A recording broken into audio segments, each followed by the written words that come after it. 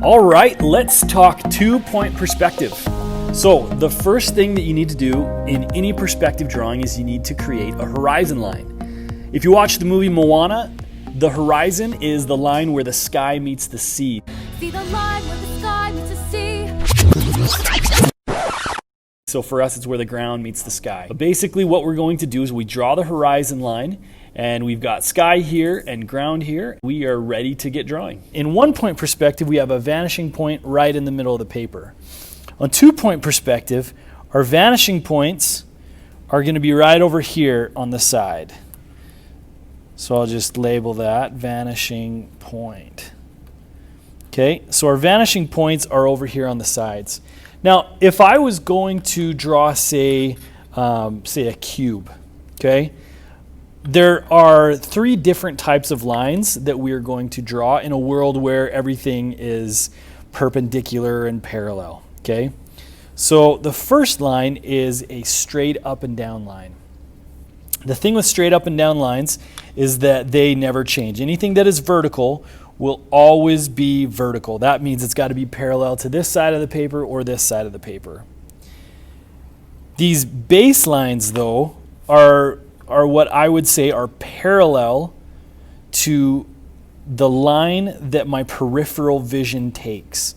So the point that you can see on the very sides of your peripheral vision is where those vanishing points are going to be. So any line that's going to be parallel to that peripheral vision is going to go to these vanishing points. So say I was drawing a cube, I've got this corner right here. I need a corner right here and a corner right here, and that's what we can see. So I'm going to draw a line. Now I'm checking right here to make sure that the distance from here to there and there to there is about the same. And I'm going to just draw the side of that cube. Okay, and then I'm going to do the same thing here. I'm going to draw the side of that cube. Now because of all these other lines that I have, that doesn't really look too spectacular. But if I darken these lines so that they stand out a little bit better, we start to see what looks like a cube emerging.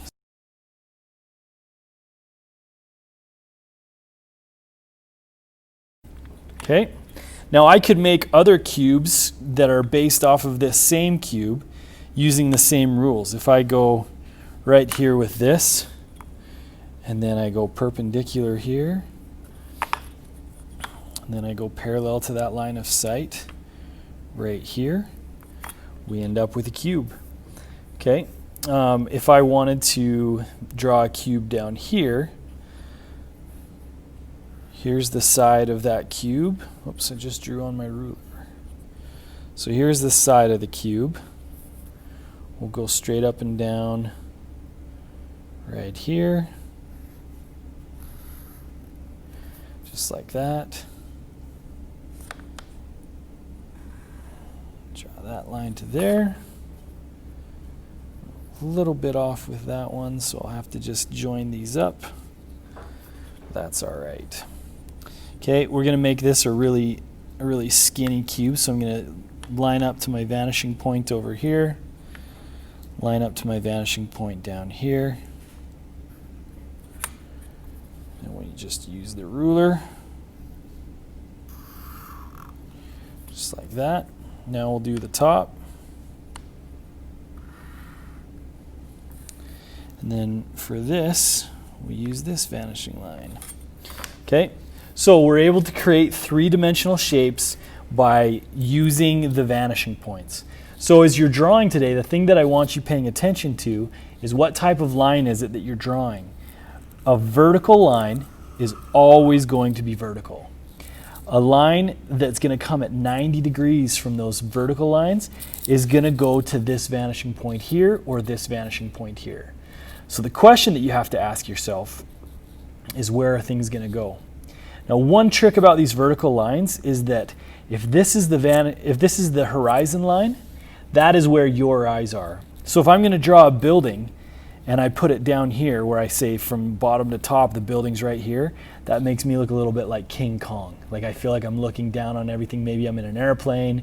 Who knows what the story is there, okay? So just be aware that if I'm drawing something that is taller than me, I probably want that to go above the horizon line. If I'm drawing something shorter than me, I want to keep it below the horizon line. Let's try maybe doing like a city block and see how that goes. All right, the first step when we're doing the city block here is we want to make sure that we get all of our lines started right away, okay? So I'm doing the main building that's in front of me on the corner, and then I have some that are a little bit higher, some that are a little bit lower, just kind of for some variety. Got the sidewalk in there, and now I'm going to be doing some windows. Just pay attention to where your eyes would be and where things are going to look in perspective, where you can see like windowsills and things like that. It's some of those details like the break at the bottom of a building that makes it snap forward. So I'm just adding some color here. Nothing fancy, but just picking the right color to go in the right spot will make a big difference for making things pop.